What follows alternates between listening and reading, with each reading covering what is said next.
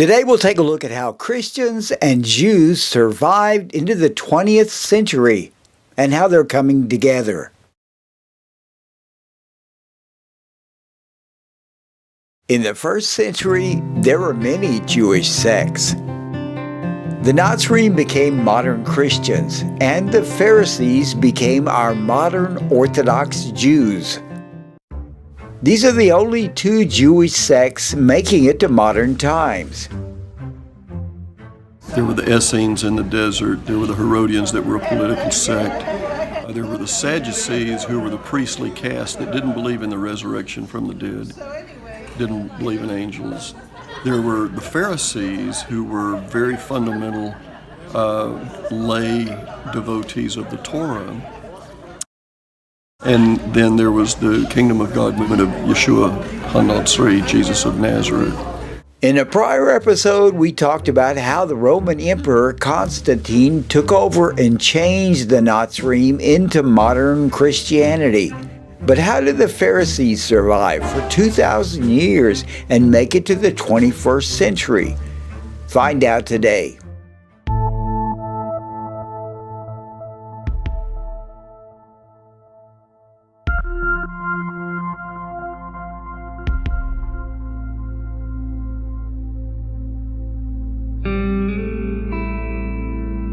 The destruction of the Jerusalem temple was devastating for the Jews. The Sadducees were temple priests without a temple.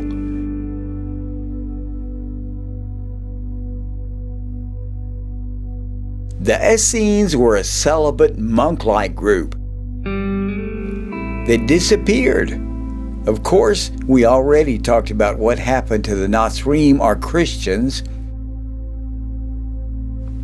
Now, not all Pharisees had accepted Jesus, and many had escaped the temple and regrouped near the Sea of Galilee.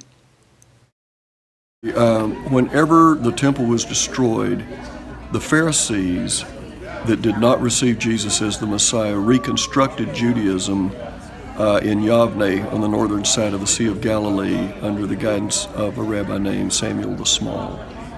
And they recodified Judaism to be able to function basically on the basis of spiritual sacrifices rather than animal sacrifices primarily.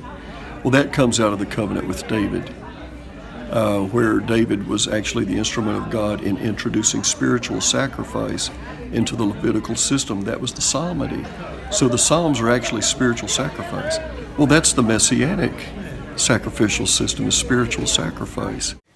Look at how God describes spiritual sacrifice. My sacrifice, O God, is a broken spirit.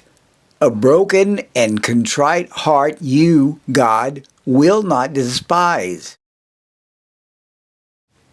For I desire mercy, not sacrifice, an acknowledgment of God rather than burnt offerings. And the Natsarim, or Christians, seem to be headed in the same direction. Through Jesus, therefore, let us continually offer to God a sacrifice of praise. But the two surviving groups seem to be coming back together. Keep watching. Did you miss an earlier episode of the Jewish Roots History Channel, like how Christianity split from Judaism? You can see them all at jewishroots101.com. And next week, we'll take you into a special look at the Dead Sea Scrolls and talk with one of the Dead Sea Scroll translators. What did the Dead Sea Scrolls say about Yeshua Jesus? That whenever you take biblical Judaism back to its root in the covenant with David, and when you take Christianity back to the root of the covenant in David, they become the exact same thing. The divergence happened over a difference of interpretation concerning the Messiah. In the 70s, there was a massive revival, and many Jews came to the Lord. I remember picking up a copy of the Jerusalem Post and reading an article that said more Jews had accepted Jesus in the prior 10 years than the prior 2,000 years. Now God is at work after 2,500 years since the Babylonian captivity, after roughly 2,000 years since the destruction of the Second Temple, and now God's bringing those two strands back in proximity to one another. So this is what we know. The temple was destroyed and the sacrifices stopped and changed to spiritual sacrifices. The Pharisees that had not accepted Jesus reorganized at a place called Yavneh, and they still exist today as Orthodox Jews. The Jewish sect Natsarim that had accepted Jesus as the Messiah became Christians after being taken over by the Roman Emperor Constantine. Both of these Jewish sects survived and are coming together.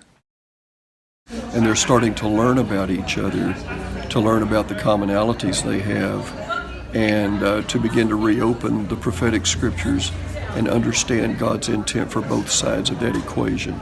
The Apostle Paul talked about it in terms of Christian theology in the book of Romans, chapters 9 through 11. And he talks about the reconvergence that would eventually happen, which is happening now. So that's not to say that the issues of the Messiah are not still important. Of course they are. But the fact that we're understanding that each of us is a brother to the other and that we have a family relationship is beginning to draw us together to where we can converse, let's say with dignity and with respect. And if that be the case, then God can do a work of healing between the two sides. I'm Jim Becca for the Messianic Judaism Network.